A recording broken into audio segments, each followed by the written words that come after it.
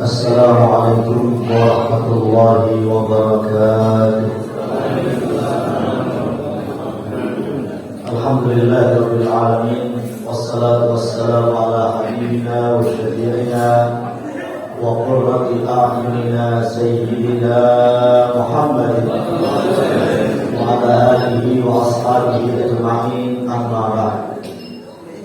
Jika belum melihatkan para sepuh ini sepuh, mobil khusus untuk kita semuanya, Ketua MUI, Wakil sekaligus Rohisyuriah MWJNU Kecamatan Wakil, Panjenenganipun Bapak Ki Haji Syafiq Naim, mugi-mugi tansah paringan sehat walafiat di kita semuanya, khususnya di Kecamatan Wakil ini.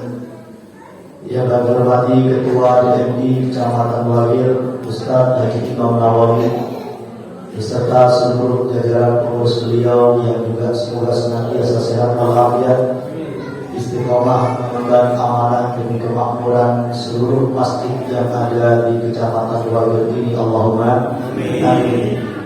Yang kami hormati Ketua Takmir Masjid Al-Firdaus Pondok Mutiara Asri, panjenenganipun Ustadz Haji Mujiono, beserta semuanya, seluruh pengurus MUI, seluruh pengurus DMI, seluruh pengurus Takmir Masjid Al-Firdaus, aparat desa Pandan Landung, para bapak, para ibu, hadirin hadirat, yang semoga apapun yang dikaruniakan kita menjadi kepemilikan yang barokah manfaat. Mugi-mugi keluarga kelola panjenengan sedang barokah manfaat, anak turun barokah manfaat, pendamelan aktivitas barokah manfaat, rezeki barokah manfaat, dan sepanjang usia kita diberikan oleh Allah Subhanahu wa Ta'ala sebagai usia yang barokah manfaat, maslahat di wal dunya wal akhirah. Amin ya rabbal alamin. Sedangkan oleh barokah sekejar maupun sekejar kedik barokah itu lebih baik daripada banyak tapi tidak barokah. Gitu loh. Panjenengan lek disuwun milih wonten rezeki kedik tapi barokah, pilihan A. Pilihan B kathah tapi boten barokah. Pilih A atau B? Wonten sing pilih C. Padahal C itu kedik tur boten barokah. Insya Allah pilih yang D banyak sekaligus barokah. Alhamdulillah ibu-ibu, ini istimewa di Pomuri di Al-Firdaus. Kegiatan silaturahim kita ada dari kalangan hadirat ibu-ibu. Ini biasanya di belakang layar, tapi sekarang ikut ngaji. Nanti ibu-ibu berdasarkan pengalaman di alinea pertama tadi, kalau suaminya berangkat kerja diajak salaman, manten-manten diambung tanganipun, astonipun, manten-manten didoakan terus dimeseni. Nah pokoknya sing penting barokah masih sing penting barokah masih akeh. Pinter sedang. Para hadirin hadirat yang dimuliakan oleh Allah, ini dipasang LCD proyektor bukan karena kita akan nonton bareng di 30 SPKI ya. Betul. Tadi saya sempat mengirimkan ke WA Ustadz Mujiono, WA Ustadz Imam Nawawi, Ustadz Halim, demikian juga di grup MWJNU Wakil. Lek grup DMI kula dereng dilebetaken. Kula wonten pembangunan grup ini. Mantan-mantan ketika membaca apa yang menjadi tema yang di di topik utamakan pada pertemuan silaturahim malam hari ini, ingin menikah menjadikan masjid sebagai pusat pengembangan masyarakat, pemberdayaan masyarakat. Ya, coro bahasa Inggrisnya atau bahasa kampus community development ya. Itu pusatnya, keinginannya itu ada di masjid. Demikian juga persatuan umat. Kita yakin bahwa fungsi masjid di antara yang utama memang seperti itu. Bagaimana persatuan umat ini terjalin dari masjid. Makanya kalau nanti dihubungkan masjid ini sebagai pusat ibadah, pusat ilmu, jangan sampai ada eker-ekeran di dalam masjid. You know what I mean? Ganjarannya dados takmir ini kuat, waktu, suatu. Tapi ujiannya nggih ageng. Ujiannya juga besar. Ujian ketulusan, ujian keikhlasan, ujian boten ngrasani sesama pengurus takmir, ujian boten merasa benar sendiri dan seterusnya. Ini sebuah tantangan. Kanjeng Nabi Muhammad SAW itu ketika dakwah ada dua hal besar yang beliau hadapi. Yang pertama adalah tentangan, yang kedua tantangan. Tentangan itu penentangan dari kafir Quraisy, dari Abu Jahal, Abu Lahab. Yang kedua adalah tantangan. Nah kita itu paling enggak jadi pengurus masjid itu enggak sampailah ada penentangan dari masyarakat. Siapa yang berani menentang pendirian masjid? Siapa sekarang yang berani menentang kegiatan masjid atau ibadah di masjid secara umum? Kanjeng Nabi berangkat ke masjid diidoni. Kalau kita sampai diidoni, malasnya diidoni bisa, gelap bisa. Penentangan yang dihadapi oleh Kanjeng Nabi Muhammad. Nah, kalau kita Cak Muhammad, Alik Muhammad, Haji Muhammad, paling cuma tantangan saja. Tantangan keikhlasan, tantangan ketulusan, tantangan kita bisa menjaga apa yang ada dalam surat Al-Hujurat, beberapa larangan itu tidak kita justru memanen dosa ketika kita jadi pengurus masjid. Wala tanabazul alqab, jangan suka memberi julukan yang tidak baik. Ono gak cocok ambil takmir liyane dijeluk bebek. Itu pengurus kodok itu setelah. Nah itu kan ujian bagi kita untuk wala tanabazul bil alqab. Jangan sampai kita jadi pengurus takmir malah panen doa ghibah. Rasa-rasa gosip, makin digosok makin sip. Wala yataba'ukum ba'd. Jangan suka menghibah orang lain. Sing seneng rasa-rasa tiang jalur apa tiang istri? Sing kadang itu tiang jalur. Wong wedok paling mek siji lho. Telu papat. Iwan begitu baru katanya santer. Pun saat ini podo ini gak lanang, gak wedok, seneng rasa. Suka menggunjing, suka menggos. Demikian juga wala taluzu anfusakum boten. Jangan suka mencela. Lek terus yang wafir jangan suka mengilokkan orang lain. Lu gara-gara dari pengurus takmir kok malah aku seneng ngilokno uang itu anjor pesena dulu. Wala talwizu anfusakum, jangan suka mencela, jangan suka menghina. Bapak Ibu sekalian, menghina orang lain ini ternyata bahasa Al-Hujuratnya wala talwizu, dari kata lamiza yalmazu, orangnya fahuwa lamizun. Orang yang suka menghina orang lain bahasa Arabnya lamizun.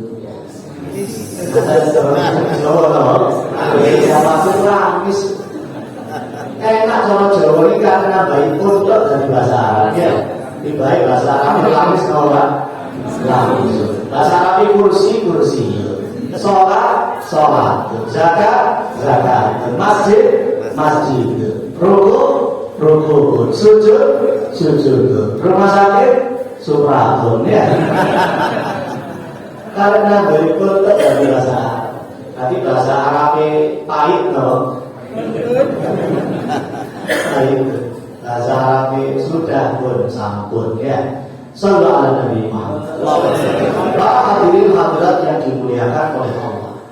Kami ingat bahwa ketika masjid ini digunakan sebagai selain tempat kita beribadah dumateng kersane Gusti Allah, ini juga digunakan untuk mencari ilmu, untuk talabul ilmi. Mencari ilmu atau menuntut ilmu? Mencari ilmu ya, nggak usah menuntut ilmu. Ilmu nggak salah apa-apa, jangan dituntut. Kita mencari ilmu di masjid. Kita ingin mencari ketenangan. Orang penjowo itu tempat kerja sambung tewur pun panas di lapangan itu. Kita harapkan masjid yang kita makmurkan, masjid yang kita bina itu jangan sampai di dalam malah juga panas juga. Di luar sudah panas, boleh adem-adem tentang masjid, tiba di masjidnya panas sisa. Kita sering diajak konsultasi, dimintai konsultasi, ini masjidnya campuran dari aliran ini untuk ukhuwah. Pengalamannya memang ini kita coronah umatan taman ini. Taman itu ngarep-ngarep tapi kita boten bakal terwujud. Akhirnya takmirnya nanti terjadi persaingan. Menghegemoni siapa yang paling kuat, siapa yang akan mempertahankan amaliyahnya itu, siapa yang lebih dominan. Ngisi para khotib itu siapa yang paling banyak khotib dari kelompok ormasnya, jamaahnya, saingnya, dan seterusnya. Alhamdulillah terwakil insya Allah di Joloyo ya. Jamaahnya juga ya kita tidak menafikan adanya perbedaan. Cuma mari kita pulau wonten pengalaman suatu saat diminta untuk isi kuliah subuh salah satu masjid yang ada di Kota Malang. Ustaz, nanti materinya fikih. Terus tolong Ustaz nanti fikihnya perbandingan mazhab. Pulau kaget. Jamaah yang paling S3 kabeh. Kalau fikih perbandingan mazhab. Muga-muga S3 teman kan. Kalau S3 dibae sender selonjor seliur-seliur. Tambah seliur-seliur ini sing kaya apa ya? Atau paling enggak D3 ini duduk diam deglek. Ustaz Chandra tadi yang disebutkan dari milenial, beliau adik kelas saya jauh di Al-Ahqaf Yaman. Ustaz Chandra memang milenial, pulau ini kolonial.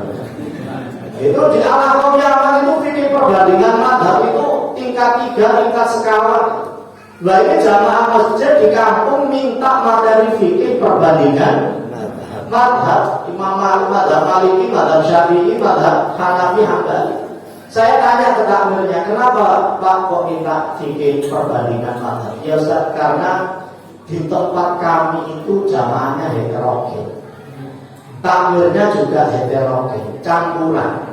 Sampai ngomong bosan ya, campuran. Di antara jamaah kami sudah ada yang ngaji ke Ustaz Bulan, sudah ada yang ngaji ke halakohnya siapa, ke kajiannya siapa. Ya biar nanti mereka itu banyak paham pendapat lintas mazhab, biar mereka itu saling menghormati. Singkat cerita akhirnya kita mengkaji fikih sesuai permintaan fikih perbandingan mazhab. Dua setil alon-alon ini menurut Imam Syafi'i, ini menurut Imam Malik, ini menurut Imam Abu Hanifah, ini menurut Imam Ahmad bin Hanbal. Ketika kita menerangkan satu bab masalah fikih, terus ngambil pendapat imam-imam itu sesuai permintaan Pak Takmir. Mantul-mantul lah ngomong ke jamaah ibu-ibu dari balik takbir itu angkat tangan. Ustaz instruksi. Baru kali ini kuliah subuh wonten instruksi. Karena lama DPR ya. Mari DPR teman aja pengajian rutin ya. Instruksi Ustaz. Oh silakan Bu. Beliau apa katakan? Beliau katakan Ustaz, dari tadi saya mendengar antum ini kata Imam Malik, kata Imam Syafi'i, kata ulama ini, kata ulama itu. Jangan kata ulama Ustaz. Itu semua kan orang. Jangan kata orang, langsung kata Allah, kata Rasulullah. Langsung kata Allah, kata Rasulullah. Oh, teman-teman S3 kan ini. Gak tahu pendapat Imam Malik, Imam Syafi'i, gak tahu langsung kepingin dawuhipun Gusti Allah, dawuhipun kanjeng Nabi Muhammad. Akhirnya kami sampaikan sepakat Bu bahwa kita sebagai umat Islam harus kembali kepada Al-Quran dan hadis. Kita harus kembali kepada Al-Quran dan Sunnah. Cuma Ibu sekarang saya tanya, misalnya ada 3 hadis, yang satu hadisnya sahih, yang satu hadisnya hasan, yang satu hadisnya dhaif. Ibu kira-kira pilih hadis yang mana? Sahih, hasan, atau dhaif? Beliau mengatakan, ya sahih ya Ustaz. Ngapain kita ngambil hadis yang dhaif kalau sudah ada hadis yang sahih? Berikutnya, kalau memang ibu memilih atau lebih memilih hadis yang sahih, pertanyaan berikutnya, siapa yang mengatakan hadis itu sahih? Siapa yang mengatakan hadis itu hasan? Siapa yang mengatakan hadis itu dhaif? Langsung Quran, langsung hadis, langsung kata Allah, kata Rasulullah, atau kata ulama yang kata ibu, kata orang tadi? Beliau tidak menjawab. Karena memang yang mengatakan hadis itu sahih langsung Quran atau para ulama, yang mengatakan hadis itu dhaif langsung Kanjeng Nabi atau para ulama. Para ulama gak ada dalam Al-Quran. A'udzubillahi minasyaitonir rajim. Bismillahirrahmanirrahim. Hadzal hadis sahih. Shadaqallahul azim. Atau misalnya hadis Nabi, innamal a'malu binniyat wa innamal likulli imri'in ma nawa, faman kanat hijratuhu ilallahi wa rasulih fa hijratuhu ilallahi wa rasulih, wa man kanat hijratuhu ila dunya yusibuha aw imra'atin yankihuha fa hijratuhu ila ma hajara ilaihi. Wa qala Rasulullah hadzal hadis sahih. Rasulullah mengatakan hadis tentang niat ini sahih. Bahkan yang mengatakan hadis itu sahih, yang memberikan status hadis itu hasan dan dhaif ternyata adalah para ulama. Padahal kita masih mempelajari sanad. Di hadis itu ada sanad, ada matan. Wonten sanad, wonten apa? Sanes matan. Matan. Kemarin di UM mahasiswi kami ada yang pingsan karena terlalu capek dikejar bayang-bayang mantan. Sanad itu transmisi para perawi. Saya mendengar dari bapak, bapak mendengar dari temannya, temannya mendengar dari gurunya, gurunya mendengarkan dari Bung Karno. Serahkan pada 10 pemuda, niscaya aku akan membentuk boyband. Niscaya aku akan mengguncang dunia. Saya, bapak saya, temannya bapak dari gurunya, itu sanad. Kemudian serahkan padaku 10 pemuda, niscaya apa akan mengguncang dunia. Itu namanya matan, redaksi hadis. Artinya apa?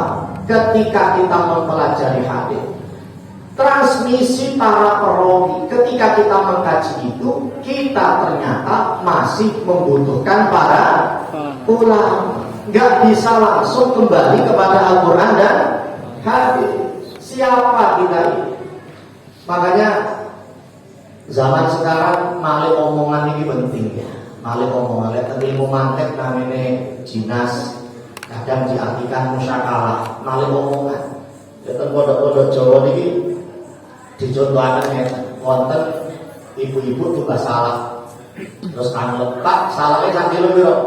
10.000. Lah kok ibu-ibu ini sanjang, oh Pak, salah sak kilo belai 10.000. Lah niki lek sing dodol salah nanti mondok ya. Tinggal diwali omongan iki mawon. Ketika ibu tadi mengatakan oh Pak, salah sak kilo belai 10.000. Nek arek diwali nanti mangane sampean Bu pilih sak salah-salah. Kalau malah konon Sayyidah Aisyah dengan Sayyidah Fatimah itu kan semasa seantara ya, seantara. Siti Aisyah itu istrinya Kanjeng Nabi, Siti Fatimah putrinya Kanjeng Nabi dari ibunda siapa? Khadijah. Namanya masih muda, ego, lebih mengutamakan dirinya, ini sesuatu yang manusiawi. Akhirnya ketika duduk bareng antara ibu diri dengan anak diri ini, Siti Aisyah dawuh, Fatimah, alhamdulillah di antara istri Nabi yang dinikahi Nabi dalam keadaan masih gadis cuma saya. Siti Fatimah berarti ibunda Aisyah ini nyinggung ibu saya ini. Ibu saya Ibunda Khadijah dinikahi Kanjeng Nabi usianya sudah pinter 40 tahun sudah menjadi janda. Tapi diwali omongan pakai ilmu musyakalah, ilmu jinas tadi. Ketika Sayyidah Aisyah mengatakan alhamdulillah wahai Fatimah di antara istri Nabi yang dinikahi Nabi dalam keadaan masih gadis cuma saya. Akhirnya diwalik kali Siti Fatimah, alhamdulillah juga Ibunda Aisyah di antara istri Nabi yang dinikahi Nabi dan Nabi masih dalam keadaan perjaka cuma ibu saya. Yang kasarannya kamu sudah dapat. Sallallahu alaihi wasallam. Inilah yang kita harapkan, sekali lagi persatuan umat semoga muncul dari masjid-masjid kita dengan cara sesuatu yang kita siasati. Kita siasati intinya perbedaan itu adalah sebuah niscaya, tinggal bagaimana kita menyikapinya. Bapak Ibu sekalian yang dimuliakan oleh Allah Subhanahu wa taala, kita siapkan makalah beberapa motif pendirian masjid dan fungsi masjid. Artinya ketika ada tema dari Ustaz Mujiono ini masjid sebagai pusat pengembangan masyarakat dan pusat persatuan umat, memang masjid ini tidak semata tempat sholat, tempat iktikaf, tempat kita baca Quran. Untuk itu semuanya iya, tapi lebih dari itu juga ada.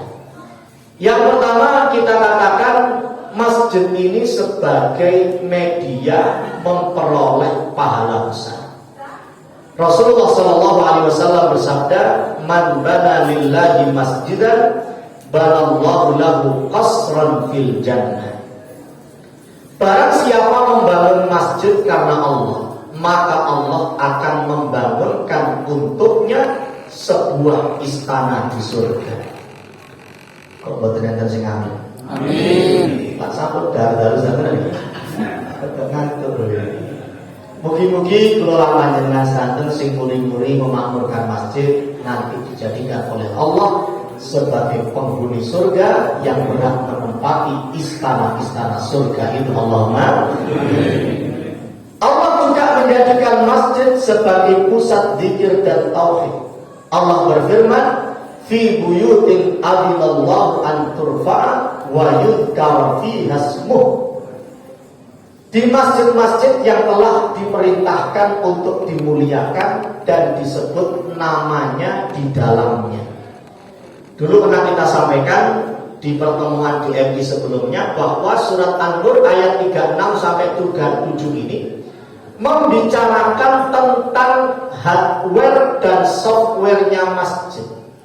Membicarakan tentang bangunan masjid harus kita apakan. Terus yang kedua, diisi dengan apa? Makanya dalam awal ayat tadi dikatakan fi buyutin, pada bangunan-bangunan adinallah yang diperintahkan oleh Allah anturfa, untuk dimuliakan, ditinggikan, dilestarikan, dijaga bangunannya. Dalam hadis dikatakan antutoyyab wa tutahhar, dibersihkan dan disucikan, diberi wewangian. Kalau zaman dulu diparingi bukhur, dibakarkan minyak gaharu. Kalau saat ini zaman modern, nopo sing ditempelaken ketembak ora jrot 5 menit gitu ya.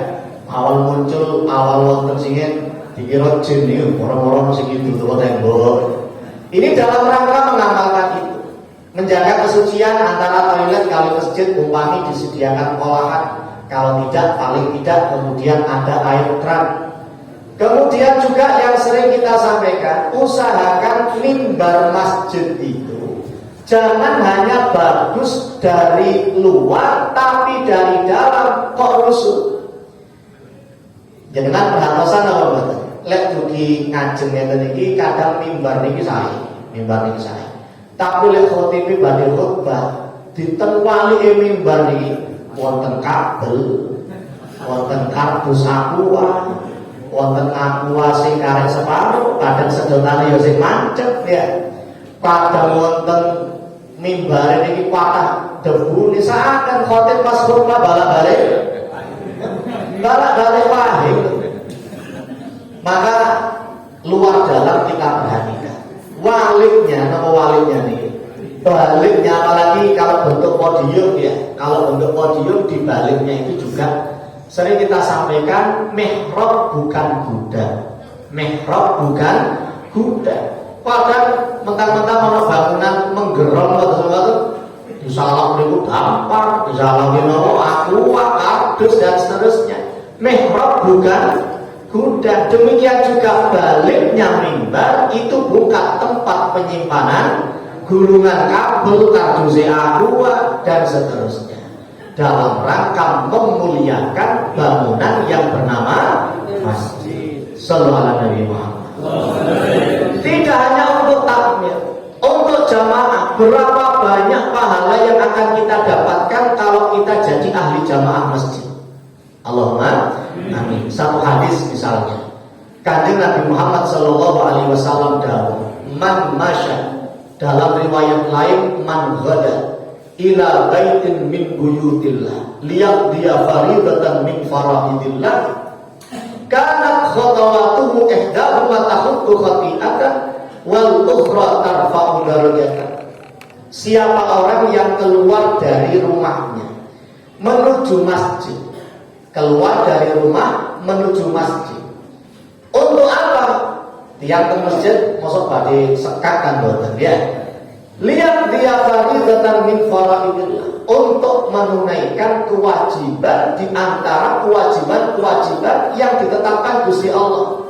Umpami salat subuh, salat zuhur, salat asar, maghrib, isya, dugi ke masjid. Karena khotowatuhu, langkah-langkahnya itu, tiang melangkah itu pasti pakai dua kaki, dan dua kaki itu pasti gantian.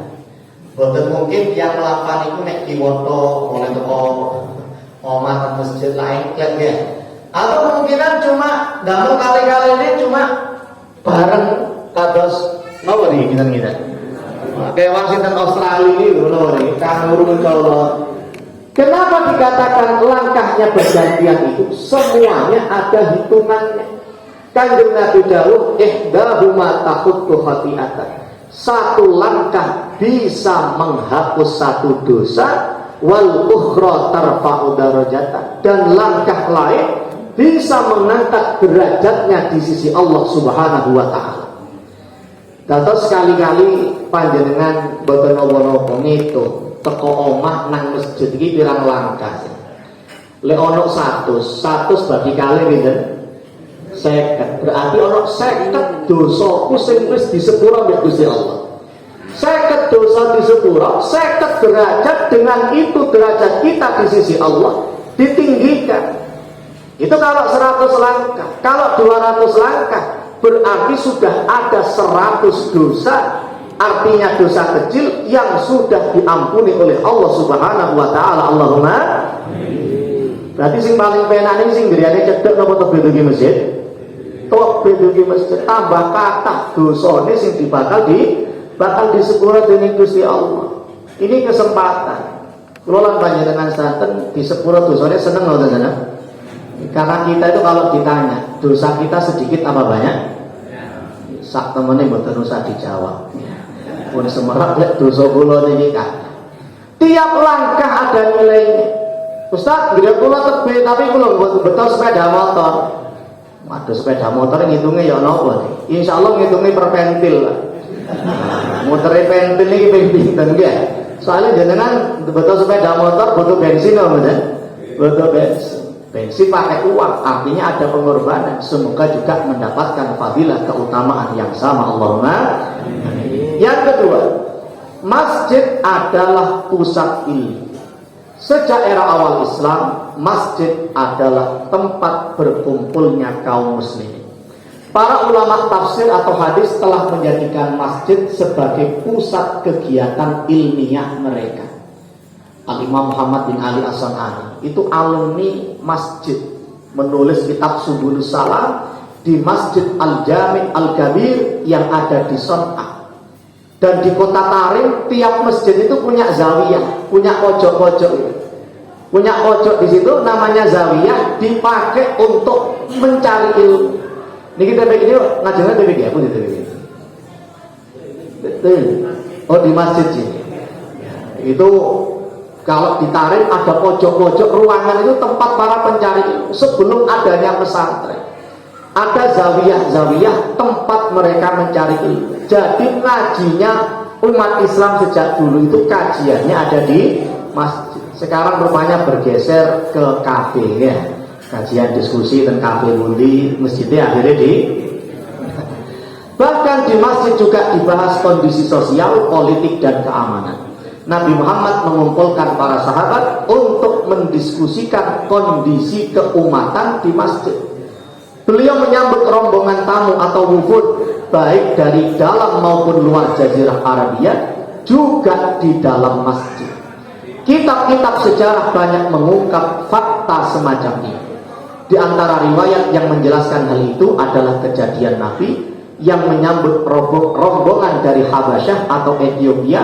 Beliau membiarkan di antara rombongan itu yang bermain di masjid. Peristiwa ini terjadi pada hari Mina, disebutkan dalam Sahih Al-Bukhari. Intinya ya usahakan seminggu sekali, seminggu 2 kali wonten kulsub kuliah subuh, wonten nawanidu maghrib sampai isya, meskipun tidak tiap malam, kita usahakan seminggu sekali ada. Kalau tidak bisa kuliah subuh, paling tidak kulkas kuliah ringkas, lek boten enten nggih kultum kuliah 7 menit atau 70 menit. Kadang kultum karepe pendek tapi akhirnya duwowo, akhirnya kultum kuliah terserah antum. Akhirnya saja. Enaknya itu ba'da subuh hari Sabtu, hari Ahad, lek tiyang mriki kan banyak wanita-wanita karier ya. Dan perumahan ini biasanya ambil Sabtu atau Ahad. Mangke subuh sampai syuruk. Sekarang subuhnya sekitar jam 4, matahari terbitnya sekitar jam 5.19, 5.13. Sudah terbit matahari, kuliah subuh pokoknya trompet sangkakala ini muri. Wis mantun kuliah subuh. Mantun ditutup dengan sholat sunnah 2 rakaat. Ada yang mengatakan tunggu naik seukuran tombak, ada yang mengatakan pas terbit itu sudah bisa.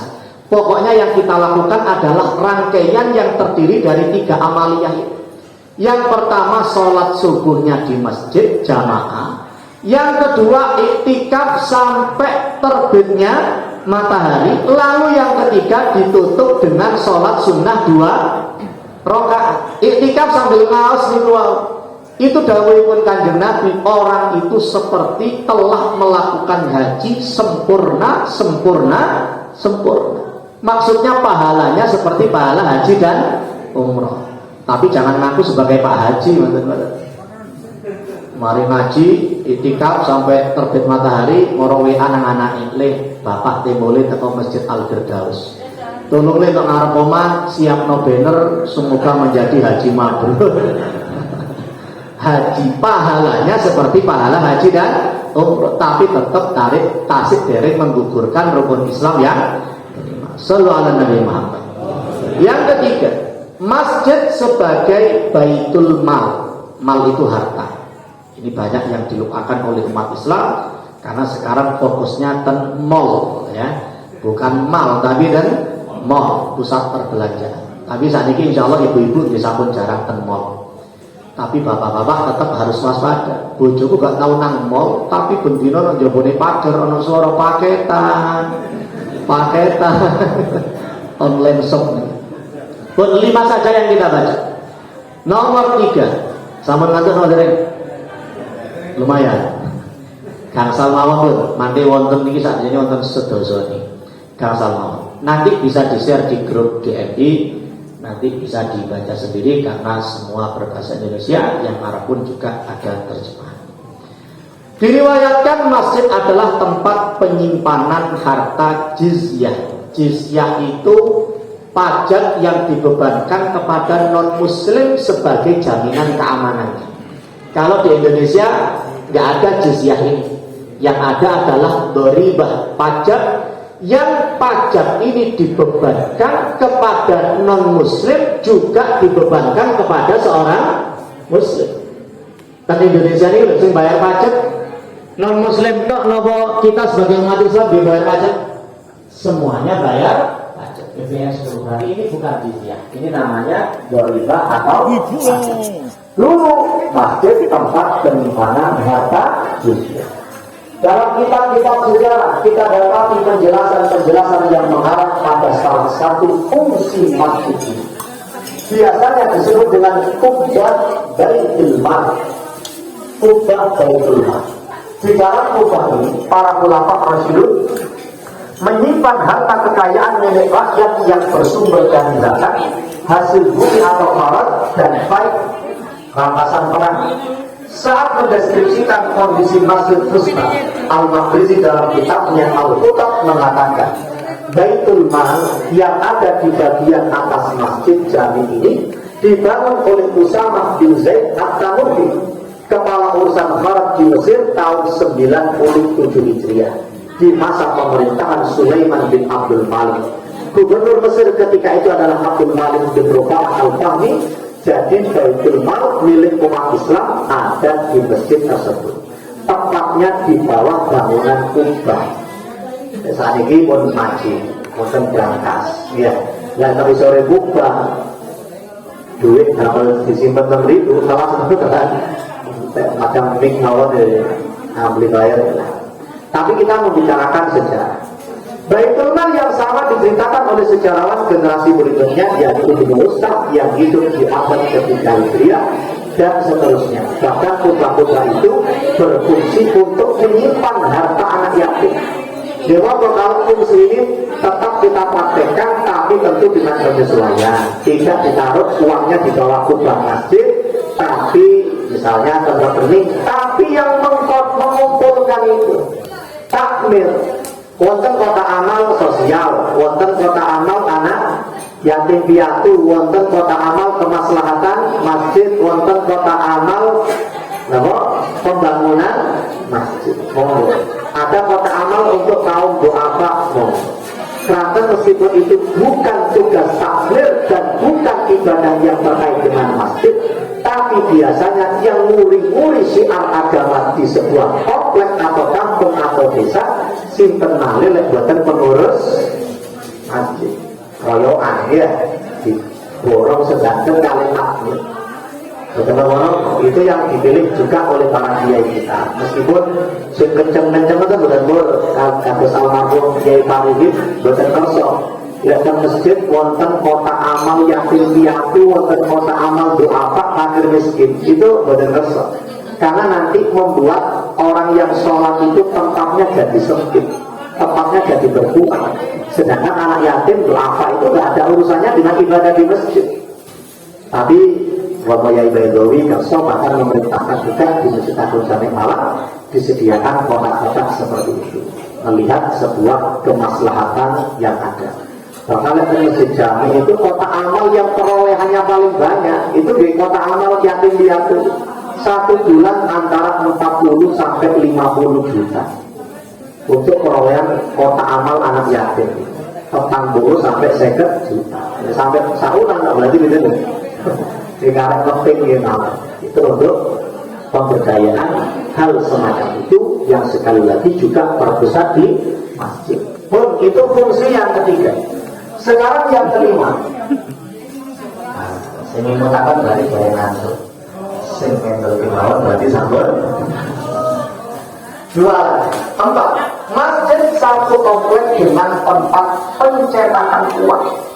Maksudnya karena ini juga diungkap oleh Al-Maqrizi. Menurutnya Abu Muhammad Al-Harith saat menjadi Qadhi di Mesir sesuai mandat dari Khalifah Al-Mutawakkil Allah tahun 237 Hijriah menginstruksikan pembangunan serambi yang menempel di Darul Warq di Masjid Jami. Kemudian Abu Bakar Muhammad bin Abdullah menambah bangunan juga Baitul Mal di Masjid Jami tersebut, yaitu suatu serambi di Darul Warq. Sekarang pusat pengembangan ekonomi masyarakat monggo terpusat di masjid tanpa harus menghilangkan kesucian dan kehormatan masjid. Soalnya kan sudah terpusat di masjid, tak zakat ke masjid, kurban gitu masjid. Tentu secara fikih harus ada batasan, ada kriteria, sebagaimana dulu pernah kita sampaikan. Jangan sampai misalnya operasional panitia kurban diambil dari kas masjid, malah ngurangi jatahnya masjid nanti. Itu tapi difungsikan seperti itu, monggo sesuai tradisi yang ada, tapi tetap visinya kita perhatikan. Terakhir, masjid sebagai benteng dan tempat perlindungan. Beberapa masjid yang dulu dibangun kaum muslimin berbentuk benteng dan tempat berlindung pasukan dari serangan musuh. Bangunan ini dikelilingi pagar-pagar kokoh yang tak bisa dihancurkan oleh manjanik. Manjanik itu alat perang kuno untuk melempar peluru batu. Lektor Indonesia namanya meriam. Meriam. Zaman singen manjanik. Saat ini meriam macam-macam ada. Meriam Belina ya. Ini manjanik. Selain itu pada bangunan ini terjadi celah-celah untuk melemparkan panah serta sebagiannya dikelilingi parit-parit masjid. Ini adalah fungsi lain dari masjid sebagai tempat beribadah sehari-hari. Kondisi seperti ini juga terjadi di Indonesia sampai sekarang, di mana saat terjadi bencana alam seperti banjir, gempa bumi, bahkan tsunami, masjid menjadi tempat penampungan pengungsi. Kita ingat tahun 2004 ada tsunami yang melanda Aceh. Berapa banyak masjid itu yang runtuh, tidak hancur diterjang ombak, bahkan tidak hancur diterjang tsunami. Masjid Baitur Rahman Aceh itu jadikan tempat pengungsian.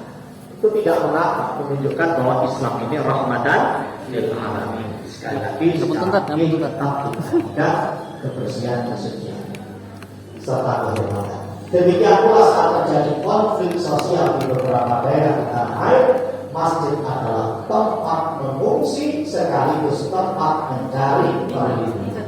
Allahumma sholli ala sayyidina Muhammad. Di pandemi levelnya 0, kita bisa kembali beraktivitas seperti sedia kala Muhammad. Demikian yang bisa kami sampaikan. Mohon maaf bila panjang kali lebar kali tinggi, tapi semoga menambah informasi kita tentang masjid sebagai amanat yang diberikan kepada kita untuk memakmurkan rumah-rumah Allah di muka bumi. Allahumma barik. Wassalamualaikum warahmatullahi wabarakatuh. Waalaikumsalam warahmatullahi wabarakatuh.